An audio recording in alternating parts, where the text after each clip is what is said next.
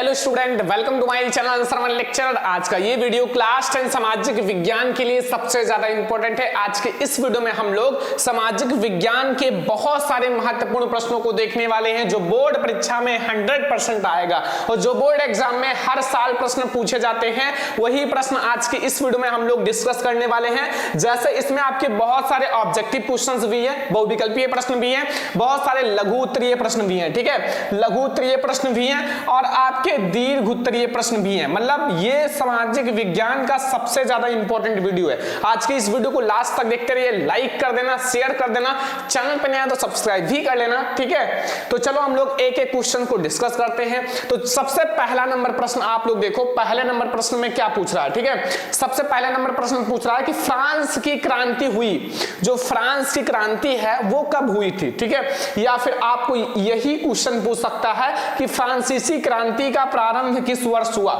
इस क्वेश्चन को इस टाइप से भी पूछ सकता है कि फ्रांसीसी क्रांति का प्रारंभ किस वर्ष हुआ।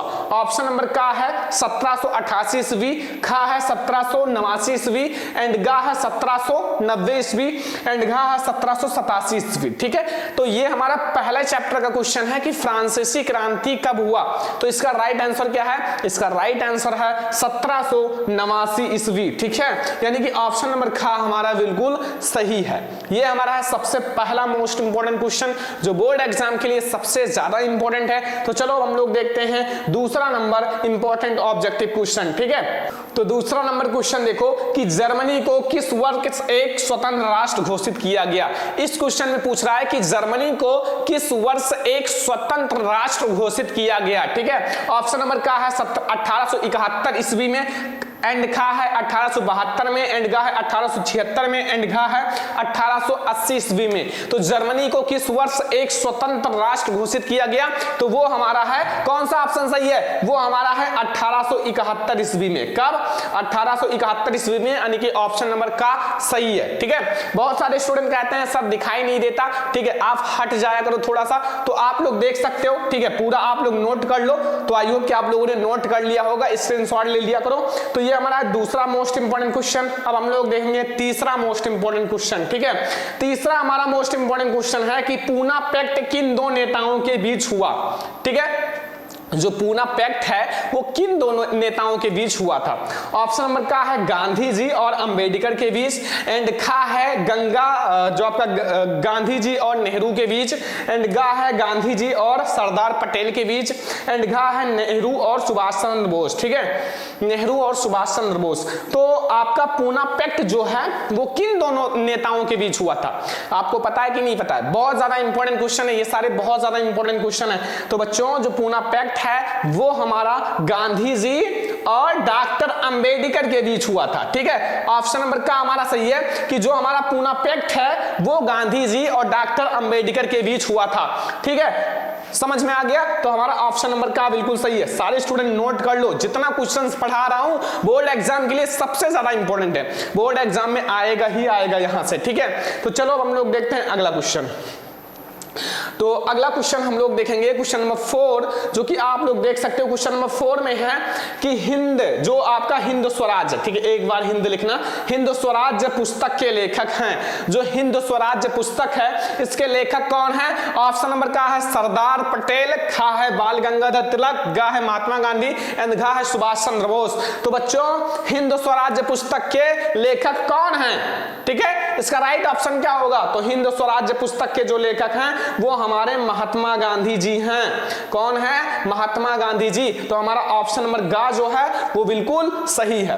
तो ये हमारा क्वेश्चन नंबर 4 जो कि आप लोगों को बहुत अच्छे से समझ में आ गया होगा। तो चलो अब हम लोग देखते हैं क्वेश्चन नंबर 5। ठीक है, तो स्टूडेंट अब हमारा क्वेश्चन नंबर 5 है कि संयुक्त राष्ट्र संघ का मुख्यालय कहां पर स्थित है। ठीक है, क्वेश्चन नंबर 5 में पूछ रहा है कि संयुक्त राष्ट्र संघ का मुख्यालय कहां पर स्थित है। ठीक है, ऑप्शन नंबर का है वाशिंगटन में, या फिर खा है जिनेवा में, या गा है न्यूयॉर्क में, या घा है ऑस्ट्रिया में। तो बच्चों, संयुक्त राष्ट्र संघ का मुख्यालय कहां पर स्थित है मैंने ऑलरेडी पढ़ा रखा है, अगर नहीं पढ़े हो तो मैं आप लोगों को बता देता हूं कि संयुक्त राष्ट्र संघ का मुख्यालय जो हमारा है वो न्यूयॉर्क में स्थित है। कहां स्थित है? न्यूयॉर्क में। तो ये हमारा हमारा क्वेश्चन नंबर 5 है, जो कि आप लोगों को बहुत ही अच्छे से समझ में आ गया होगा। चलो अब हम लोग देखते हैं क्वेश्चन नंबर 6। जल्दी जल्दी हम लोग सारे क्वेश्चंस को देखने वाले हैं। तो स्टूडेंट ये हमारा है क्वेश्चन नंबर 6। क्वेश्चन नंबर 6 में पूछ रहा है कि प्रथम विश्व युद्ध का प्रारंभ कब हुआ था। जो प्रथम विश्व युद्ध है उसका प्रारंभ कब हुआ या प्रथम विश्व युद्ध प्रारंभ हुआ। ठीक है, इस क्वेश्चन को 2-3 टाइप से पूछ सकता है। प्रथम विश्व युद्ध का प्रारंभ कब हुआ या प्रथम विश्व युद्ध प्रारंभ हुआ। ठीक है, ऑप्शन नंबर का है 1914 में, खा है 1939 में, गा है 1919 में एंड घा है 1942 में। तो प्रथम विश्व युद्ध का प्रारंभ किस वर्ष हुआ था। तो प्रथम विश्व युद्ध का प्रारंभ हमारा 1914 में हुआ था। कब हुआ था? 1914 ईस्वी में। ठीक है, तो ये हमारा क्वेश्चन नंबर 6। अब हम लोग देखेंगे क्वेश्चन नंबर 7। क्वेश्चन नंबर 7 पर आप लोग फोकस करना। क्वेश्चन नंबर 7 में क्या पूछ रहा है कि पंजाब में भूमि निम्नीकरण का मुख्य कारण क्या है। देखो, पंजाब में भूमि निम्नीकरण का मुख्य कारण क्या है। ठीक है, आपके 4 ऑप्शंस हैं, ऑलरेडी पढ़ा रखा है, मॉडल पेपर में भी ये क्वेश्चन आया था। ठीक है, ऑप्शन नंबर का है गहन खेती, खा है वन उन्मूलन, गा है अधिक सिंचाई, घा है अति पशुचारण। तो बच्चों पंजाब में बताना है कि पंजाब में भूमि निम्नीकरण का मुख्य कारण क्या है। तो पंजाब में जो भूमि निम्नीकरण का मुख्य कारण है वो है अधिक सिंचाई। क्या है? अधिक सिंचाई। तो ये हमारा क्वेश्चन नंबर 7। ठीक है, अधिक सिंचाई जो है वो पंजाब में भूमि निम्नीकरण का मुख्य कारण है। सारे स्टूडेंट नोट करते रहना। ठीक है, नोट्स जरूर बनाओ, क्योंकि बोर्ड एग्जाम जब नजदीक आएगा तो फिर यही नोट्स आपको काम आएगा। ठीक है, जो खुद से बनाओगे तो वो चीज आपको 2 मिनट में समझ में आ जाएगा, एक टॉपिक 2 मिनट में। ठीक है, तो खुद से नोट्स बनाओ। तो ये हमारा क्वेश्चन नंबर 7। अब हम लोग देखेंगे क्वेश्चन नंबर 8। क्वेश्चन नंबर 8 पर फोकस करो। लिखा हुआ है कि चाय की खेती के लिए कौन सी मृदा उपयुक्त है।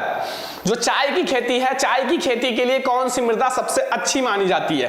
ठीक है, ऑप्शन नंबर का है लाल मिट्टी, खा है जलोढ़ मिट्टी, गा है पर्वतीय मिट्टी या गा है लैटराइट मिट्टी। बच्चों चाय की खेती के लिए कौन सी मृदा। और एक क्वेश्चन और कमेंट बॉक्स में बताना कि कपास की खेती के लिए कौन सी मृदा अच्छी मानी जाती है। कपास की खेती के लिए कमेंट बॉक्स में सभी स्टूडेंट को कमेंट करना है। ठीक है, राइट आंसर। तो इसका राइट आंसर होगा लैटराइट मिट्टी। जो चाय के लिए हमारा लैटराइट मिट्टी सबसे अच्छी होती है। ठीक है, लैटराइट मिट्टी सबसे अच्छी होती है। तो अब हम लोग देखेंगे क्वेश्चन नंबर 8। क्वेश्चन नंबर 9 देखो। ठीक है, क्वेश्चन नंबर 9 अब आप लोग देखो, मैं थोड़ा सा कलर चेंज कर देता हूं पेन का। ठीक है, क्वेश्चन नंबर 9 में है कि चिपको आंदोलन संबंधित है। चिपको आंदोलन किससे संबंधित है। ऑप्शन नंबर का है मृदा संरक्षण से, खा है वन संरक्षण से, गा है जल संरक्षण से या घा है वायु संरक्षण से। चिपको आंदोलन, मान लो मैं आपको बता देता हूं एग्जांपल के साथ, सब कुछ समझ में आ जाएगा। एक पेड़ है, ठीक है, अब पेड़ को काटने से सभी को रोकना है, क्योंकि ये जो है पर्यावरण में प्रदूषण कम करता है। तो ये पेड़ को जो है ना बच्चों कैसा बना है। ठीक है, अच्छा ही है फिलहाल। देखो, अब इसको काटने से रोकने के लिए लोग इससे चिपक जाते थे भाई कि अगर काटना है तो पहले हमें काटो फिर इस पेड़ को काटो। तो इसलिए पेड़ को काटने से रोका जा सकता था इस प्रकार से। तो ये जो हमारा है वन संरक्षण से संबंधित है। किससे है? वन संरक्षण से। किससे है बच्चों? वन संरक्षण से। ठीक है, तो चिपको आंदोलन हमारा वन संरक्षण से संबंधित है। ये हमारा है क्वेश्चन नंबर 9। अब हम लोग देखेंगे क्वेश्चन नंबर 10। क्वेश्चन नंबर 10 है कि टिहरी बांध परियोजना किस राज्य में स्थित है। टिहरी बांध परियोजना किस राज्य में स्थित है। ऑप्शन नंबर का है पंजाब में, खा है आपका गुजरात में, गा यहां आपका गा होना चाहिए मध्य प्रदेश में, घा आपका उत्तराखंड में। यहां वैसे गा लिखा हुआ है, मिस्टेक है। ठीक है, तो वैसे आपका जो टिहरी बांध परियोजना है बच्चों वो है उत्तराखंड में। कहां है? उत्तराखंड में। ठीक है, उत्तराखंड में हमारा टिहरी बांध परियोजना है, ये आप लोग याद रखना। ठीक है, तो ये हमारा क्वेश्चन नंबर 10। अब हम लोग देखेंगे क्वेश्चन नंबर 11। ठीक है, क्वेश्चन नंबर 11 में क्या पूछ रहा है कि इनमें से कौन सी रबी फसल है। इन चारों में से कौन सी एक रबी फसल है। ऑप्शन नंबर का है चावल, खा है मोटे अनाज, गा है चना या फिर काला चना एंड घा है कपास। तो बच्चों रबी फसल बताना है, बहुत ज्यादा इंपॉर्टेंट। कुछ जितना क्वेश्चन बता रहा हूं सब मोस्ट इंपॉर्टेंट है और मैं आप लोगों को बहुत ही जल्दी बता रहा हूं ताकि आपका सारा क्वेश्चन कंप्लीट हो सके। ठीक है, तो आपका इसमें से कौन सा राइट आंसर है वो है चना या काला चना। चना या काला चना जो है वो हमारा रबी फसल है। ठीक है, ये हमारा क्वेश्चन नंबर 11। अब हम लोग देखेंगे क्वेश्चन नंबर 12। ठीक है, क्वेश्चन नंबर 12 पर फोकस करो। तो हमारा क्वेश्चन नंबर 12 है जिसमें पूछ रहा है कि निम्नलिखित में से कौन सा गैर परंपरागत ऊर्जा का स्रोत है। ठीक है, ऑप्शन नंबर का है कोयला, खा है पेट्रोलियम, गा है सौर ऊर्जा एंड गा है प्राकृतिक गैसें। तो बच्चों हमें यह बताना है कि कौन सा गैर परंपरागत ऊर्जा का स्रोत है। तो गैर परंपरागत जो ऊर्जा का स्रोत है वो है हमारा सौर ऊर्जा। कौन सा है? सौर ऊर्जा। ठीक है, ये हमारा क्वेश्चन नंबर 12। अब हम लोग देखेंगे क्वेश्चन नंबर 13। ठीक है, क्वेश्चन नंबर 13 में पूछ रहा है कि निम्नलिखित में से कौन से दूरस्थ स्थित स्थान पूर्वी पश्चिमी गलियारों से जुड़े हुए हैं। पूर्वी पश्चिमी गलियारों से जुड़े हुए हैं। ठीक है, तो ये हमारा ऑप्शन कौन सा होगा? मुंबई तथा नागालैंड, या खा है आपका सिलचर तथा पोरबंदर, या गा है आपका मुंबई और कोलकाता, या फिर घा है आपका नागपुर तथा सिलीगुड़ी। तो हमारा राइट आंसर है सिलचर तथा पोरबंदर। खा वाला ऑप्शन हमारा सही है। ठीक है, ध्यान रखना। अगला क्वेश्चन देखते हैं, क्वेश्चन नंबर 14। क्वेश्चन नंबर 14 में क्या पूछ रहा है कि निम्नलिखित में से कौन सा परिवहन साधन भारत में प्रमुख साधन है। इन चारों में से कौन सा परिवहन साधन है जो भारत में प्रमुख साधन है। ऑप्शन नंबर का है पाइपलाइन, खा है रेल परिवहन, गा है आपका सड़क परिवहन, या घा है वायु परिवहन। तो बच्चों भारत में जो प्रमुख साधन है वो क्या है? वो है सड़क परिवहन। ठीक है, ऑप्शन नंबर गा हमारा सही है, सड़क परिवहन। देख लो, नोट कर लो सारे स्टूडेंट। ठीक है, फिर हम अगला क्वेश्चन देखते हैं। तो अगला क्वेश्चन यहां से हम अगला क्वेश्चन बदलते हैं। तो अगला क्वेश्चन है क्वेश्चन नंबर 15। क्वेश्चन नंबर 15 है बेल्जियम के सामुदायिक सरकार में आपका निम्नलिखित में से किसके मध्य सत्ता में साझेदारी हुई। विभिन्न सामाजिक समूहों के मध्य, या फिर मैं इसको इधर कर लेता हूं, शासन के विभिन्न अंगों के मध्य, या केंद्र और राज्य सरकार के मध्य, या राज्य और सामुदायिक आपका सरकार के मध्य। तो बच्चों इसका राइट आंसर होगा क्वेश्चन नंबर 15 का, जो आपका विभिन्न सामाजिक समूहों के मध्य। ऑप्शन नंबर का हमारा राइट है कि विभिन्न सामाजिक समूहों के मध्य जो है वो हमारा राइट होगा क्वेश्चन नंबर 15 का। ठीक है, तो क्वेश्चन नंबर 15 तक आप लोगों को समझ में आ गया। तो चलो अब हम लोग देखते हैं क्वेश्चन नंबर 16, अगला क्वेश्चन। ठीक है, अगला क्वेश्चन में पूछ रहा है कि संविधान में उल्लिखित 3 सूचियों में से निम्नलिखित में से कौन सी सूची समवर्ती में शामिल है। समवर्ती सूची में शामिल है, का है शिक्षा, खा है कृषि, गा है पुलिस एंड घा है रक्षा। तो बच्चों समवर्ती सूची में आपकी 3 विषय हैं, जो कि पहला है शिक्षा है, ठीक है, दूसरा है गोद लेना, और तीसरा एक है जैसे अधिकार होता है ना किसी को बनाने के लिए, कानून बनाने के लिए अधिकार कुछ भी। ठीक है, तो इसमें हमारा शिक्षा भी शामिल है। तो बच्चों समवर्ती सूची में जो है शिक्षा है। ठीक है, ये हमारा क्वेश्चन नंबर 16 है, सभी लोग नोट कर लो क्वेश्चन नंबर 16। अब हम लोग देखेंगे क्वेश्चन नंबर 17। क्वेश्चन नंबर 17 में है कि भारत में यहां औरतों के लिए आरक्षण की व्यवस्था है। भारत में यहां औरतों के लिए आरक्षण की व्यवस्था है। ऑप्शन नंबर का है लोकसभा में, खा है विधानसभा में, गा है मंत्रिमंडल में एंड गा है पंचायती राज संस्थाओं में। तो भारत में जो औरतों के लिए आरक्षण की व्यवस्था है बच्चों वो है हमारा पंचायती राज संस्थाओं में। कहां है? पंचायती राज संस्थाओं में। ये हमारा क्वेश्चन नंबर 17। चलो अब हम लोग देखते हैं क्वेश्चन नंबर 18। ठीक है, क्वेश्चन नंबर 18 देखो, यहां लिखा है निम्नलिखित में से किस एक देश को छोड़कर हर जगह तानाशाही पर लोकतंत्र को प्राथमिकता दी जाती है। तो यहां आपसे पूछ रहा है कि निम्नलिखित में से किस एक देश को छोड़कर हर जगह तानाशाही पर लोकतंत्र को प्राथमिकता दी जाती है। ऑप्शन नंबर का है भारत में, खा है पाकिस्तान, गा है नेपाल एंड घा है श्रीलंका। तो बच्चा इसका राइट आंसर होगा पाकिस्तान। पाकिस्तान। ठीक है, तो ये हमारा क्वेश्चन नंबर 18। चलो हम लोग देखते हैं क्वेश्चन नंबर 19। ठीक है, क्वेश्चन नंबर 19 देखो, इसमें क्या पूछ रहा है? इसमें पूछ रहा है कि निम्नलिखित में से किसे औसत आय भी कहते हैं। इन चारों में से किसे औसत आय भी कहा जाता है। ऑप्शन नंबर का है कुल आय, खा है राष्ट्रीय आय, गा है प्रति व्यक्ति आय एंड गा है आपका ए सभी। देखो औसत आय का मतलब होता है औसत, गांव में जितने लोग हैं, देश में जितने लोग हैं, सभी का एक एक लोगों का औसत, और वही हमारा प्रति व्यक्ति आय भी होता है। प्रति मतलब एक एक व्यक्तियों का आय। ठीक है, तो ये हमारा क्वेश्चन 19। क्वेश्चन नंबर 20 पर फोकस कर लो, बहुत ज्यादा इंपॉर्टेंट है। एक वस्तु का अधिकांशतः प्राकृतिक प्रक्रिया से उत्पादन क्षेत्र का गतिविधि है, या फिर इसी क्वेश्चन को एक वस्तु का अधिकांशतः प्राकृतिक प्रक्रिया से उत्पादन कहा जाता है, या फिर इसी क्वेश्चन को कई टाइप से पूछ सकता है। ठीक है, कि एक वस्तु का अधिकांशतः प्राकृतिक उत्पादन से सम्मिलित है। प्राथमिक क्षेत्रक, द्वितीयक क्षेत्रक या तृतीयक क्षेत्रक या फिर सूचना प्रौद्योगिकी।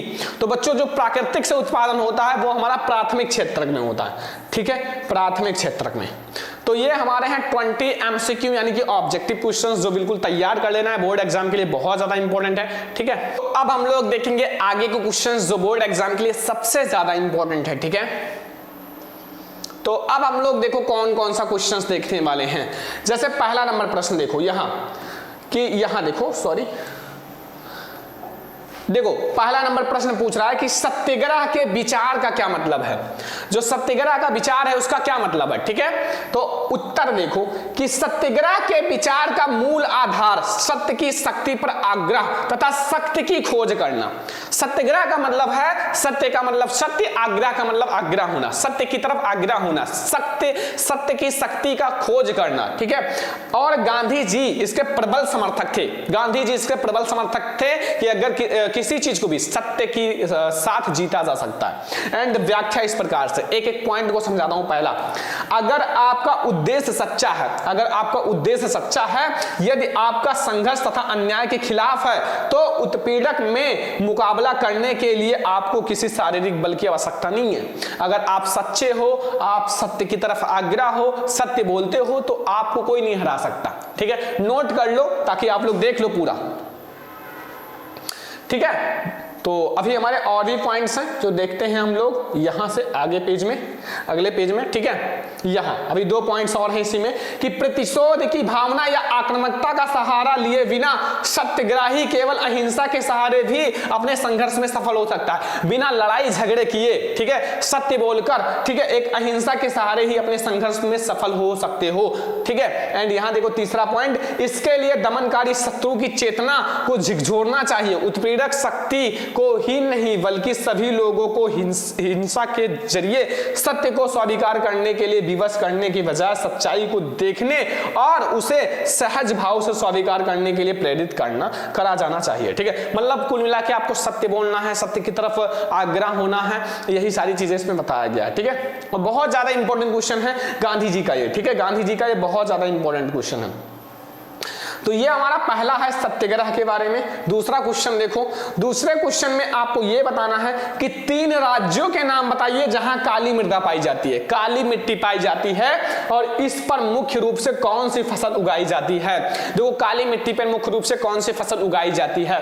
देखो उत्तर, काली मृदा का रंग काला होता है, जो काली मृदा होती है उसका रंग काला होता है, इससे रेगड़ मृदा भी कहते हैं, इसको रेगड़ मृदा भी कहते हैं। यह लावाजनक सैलों से बनती है, लावाजनक सैलों से बनती है इसीलिए काली होती है। और यह मृदा महाराष्ट्र में और सौराष्ट्र में, मालवा में, मध्य प्रदेश में और छत्तीसगढ़ के पठार में पाई जाती है। ठीक है, और काली मृदा कपास की खेती के लिए सबसे ज्यादा उचित मानी जाती है और इसे काली मृदा के नाम से भी, काली कपास की मृदा के नाम से भी जानते हैं।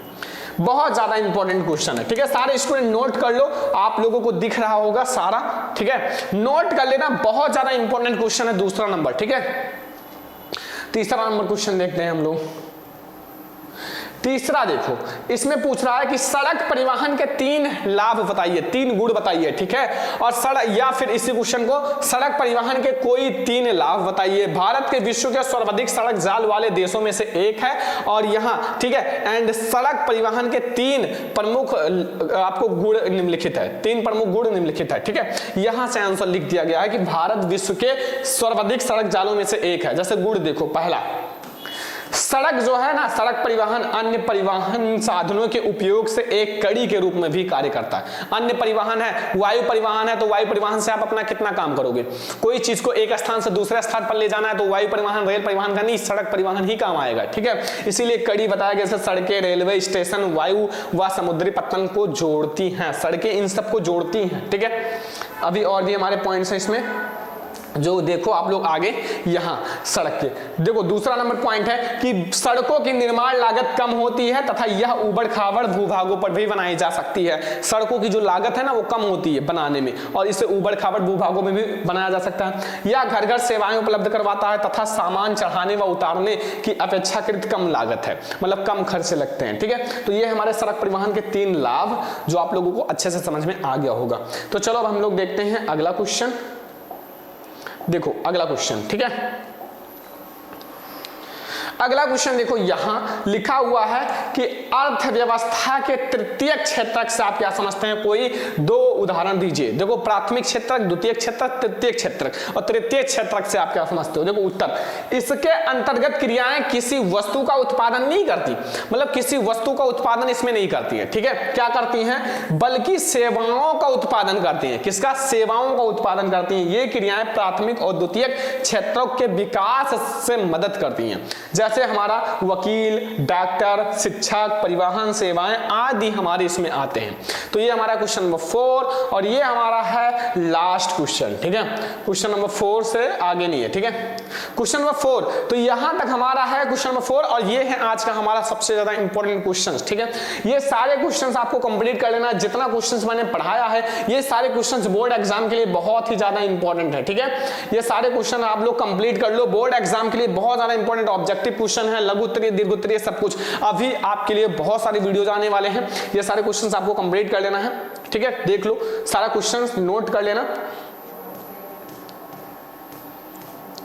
ठीक है। तो ये हमारा है क्वेश्चन।